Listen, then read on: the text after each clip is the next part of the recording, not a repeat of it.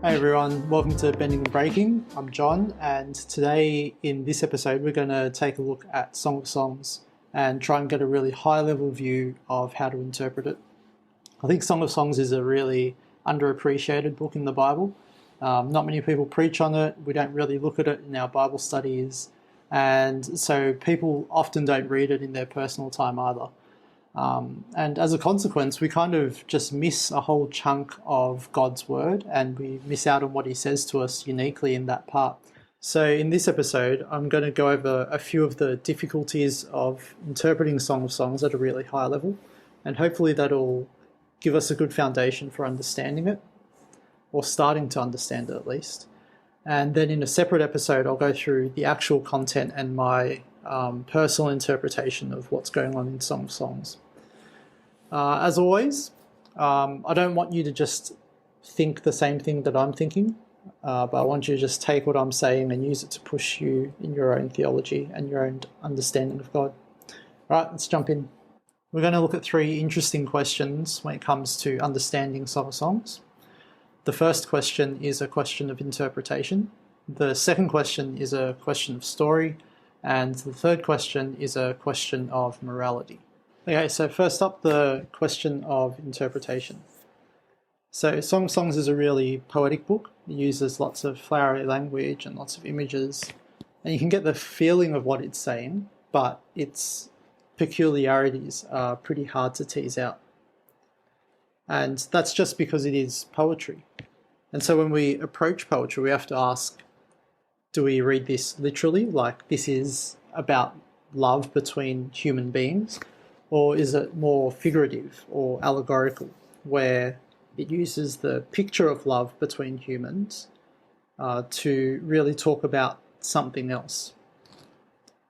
Historically, in the early church, and even further back to Jewish interpreters, people tended to lean towards the allegorical or the figurative reading.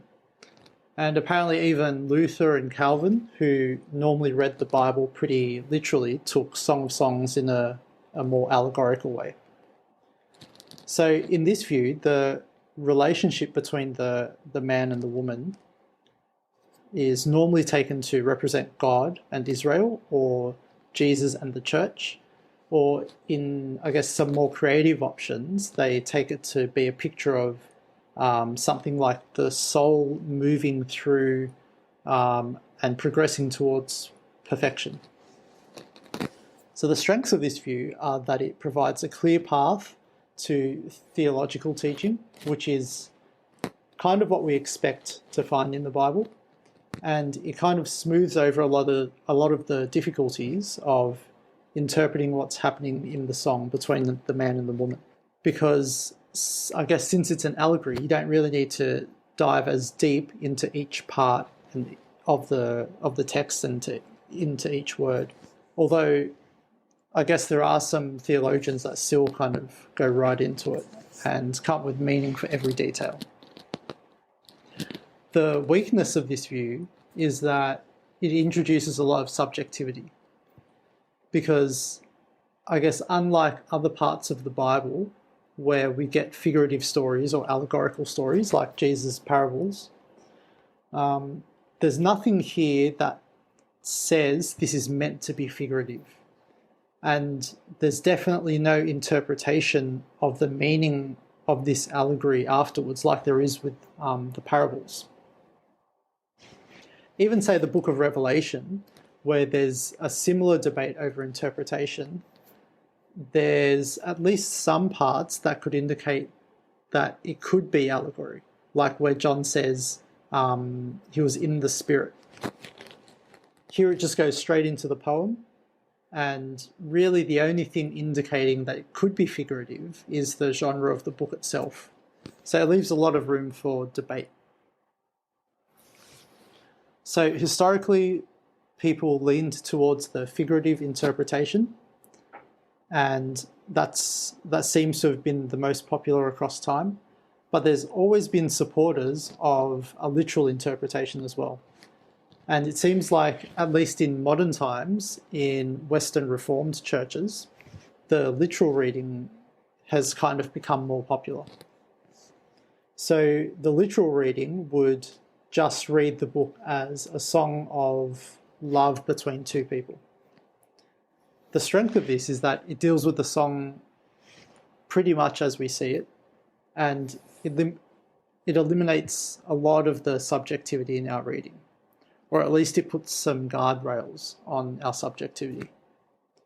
Negatively, though, it really struggles with genuine theological connection because the book is so much focused on physical love and intimacy.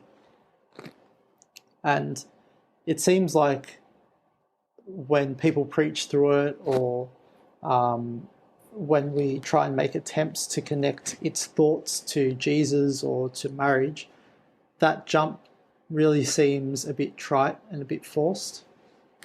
And mostly it seems like you end up reading the New Testament backwards into Song of Songs, which really just doesn't do it justice, I don't think. Also, if you read it literally, you really have to tackle the details of the passage, which is super tricky, as we'll see in a future episode. So that's the two general options, and there's tons of variations of the two, but neither of them seem to be ideal, and that's why there's debate over it, of course. What makes most sense to me is to have a bit of both.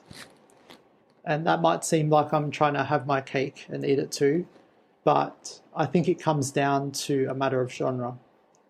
So Song of Songs is poetry, and the hallmark of poetry, or of good poetry at least, is that it says more than one thing at once.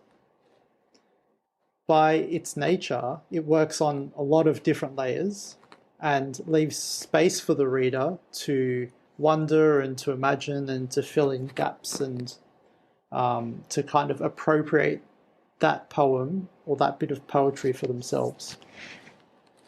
So it's reasonable to think that this poem could be speaking about physical love of people as well as something bigger and grander at the same time.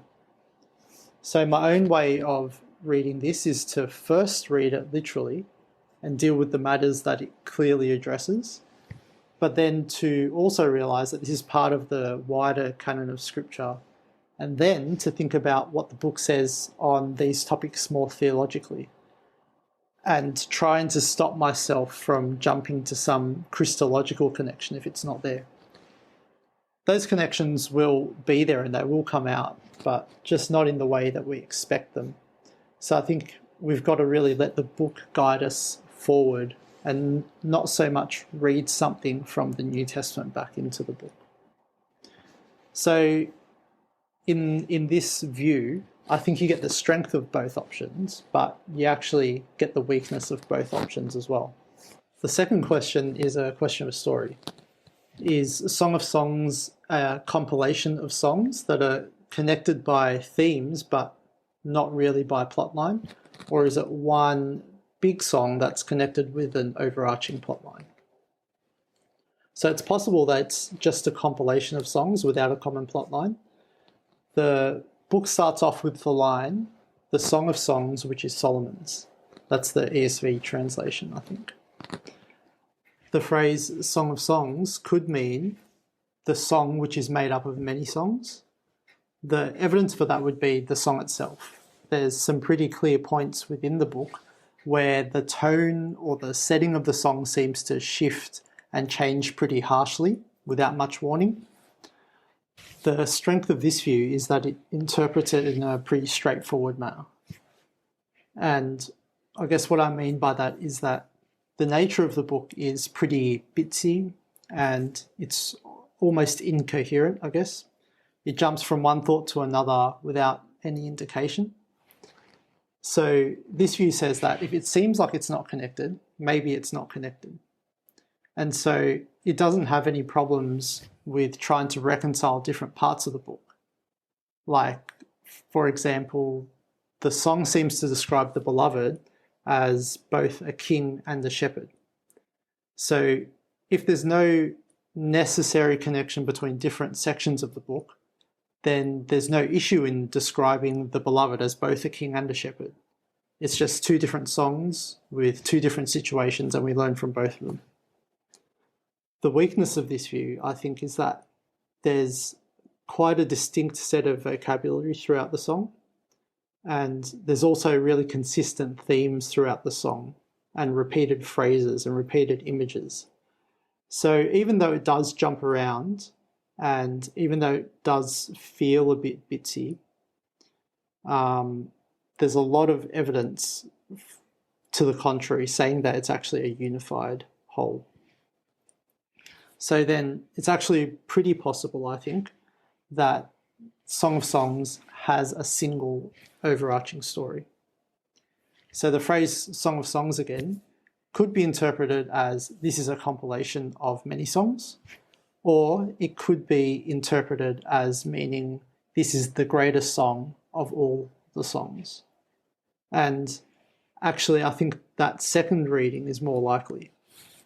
So the grammatical structure of the phrase Song of Songs is the singular noun followed by the plural noun with the definite article. And we see that same structure in the phrase the Holy of Holies. Or I think most translations actually say the most holy place, which was the innermost part of the tabernacle or the temple, the place where the high priest would meet with God. And in that case, in the phrase Holy of Holies, it clearly means the most holy place of all the holy places. And it definitely doesn't mean this is a compilation of holy places. So grammatically, elsewhere in the Bible, we can see that it probably means the superlative. This is the greatest song of all songs. You could actually acknowledge that this is saying that this is the greatest song of all the songs, but still not see that this has to have a plot line. But if you think that there's one song here, one great song, you have to reconcile all the parts of the song together in some way. And I think the only way you can do that is with a coherent storyline. So the strength of this view is that it's grammatically more probable, and the weakness is that the storyline isn't very clear.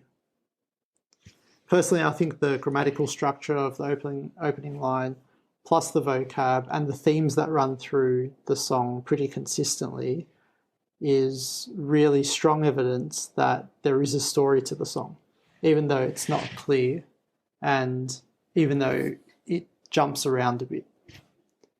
Again, what the story is, we'll tackle in another video. The third question is a question of morality. Is the song presenting the actions of the lovers in a positive light or in a negative light? For some people, this probably isn't really a question. I think actually all the commentaries and articles I read about Song of Songs as I was prepping for this just assumed that the love of the lovers was presented positively, that their physical expression of love was done, I guess, in the right way, in the right circumstances, and so God's approving of their actions. Personally, I'm actually on the other side of this. I didn't find anyone that actually had this view along with me, so I might be on my own. I'm definitely in the minority, I think. But when you read Song of Songs, there's nothing overt to say that the lovers are married or that they get married, and there's nothing overt to say that they have restraint in their non-marriage. So to have a positive view of their relationship, you kind of need to read in marriage and restraint into their story. And in my exegesis of the passage, I think it's pretty hard to read in marriage or restraint. There's a couple of places maybe where you can, like at the start of chapter 4, but I find it really hard to see that in the story. So it makes more sense to me to see their relationship as an illicit relationship and to see the book as ultimately warning against what's happening within the book. I read it that the lovers awaken their love before it's time and that there's lots of consequences to that. And they start to have to live through those consequences as the book progresses. And the warning of the book comes as wisdom from the woman later in her life after having taken the wrong path. She's now trying to warn those at an age of awakening love to be careful and not make the same mistakes that she did. And I think that especially makes more sense of the repeated line in Song of Songs, not to awaken love before it so desires, which is really the only clear moral guidance in the book. So my answer to those three questions are, we should take it literally and figuratively because it's poetry. We should first read it literally and then carefully move to the figurative. We should see it as a story, or I think there is a story in there, and it's a really compelling story. And three, I think it actually paints the actions of the lovers in a negative light. So those three questions are separate questions, but they really feed into each other. For example, if you have a figurative reading that this is a story of the love of Jesus and the church, then you kind of have to have a positive view of the relationship of the lovers. So in that way, the questions aren't actually separate, but they all affect each other. So we haven't jumped into the actual text very much, but even looking at the issues just surrounding the text and understanding it, it already starts to push our theology. When we read the New Testament, especially say the letters of Paul or something like that, we tend to try and figure out the one big theological point that he's trying to make, and then we build everything off of that. But Song of Songs is completely different, and it makes it really hard to do that. You can already start to see that by the three issues that we've been dealing with.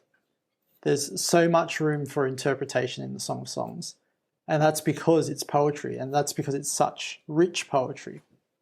You can say one thing, but actually be talking about two things, or maybe three things, or four things, who knows. And it leaves room for us to interpret and kind of insert ourselves into it. But that's the nature of poetry.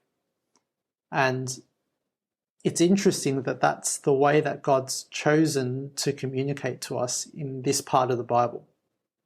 So because of that, I think it's safe to assume that he wants us to think in this way that has kind of multiple layers.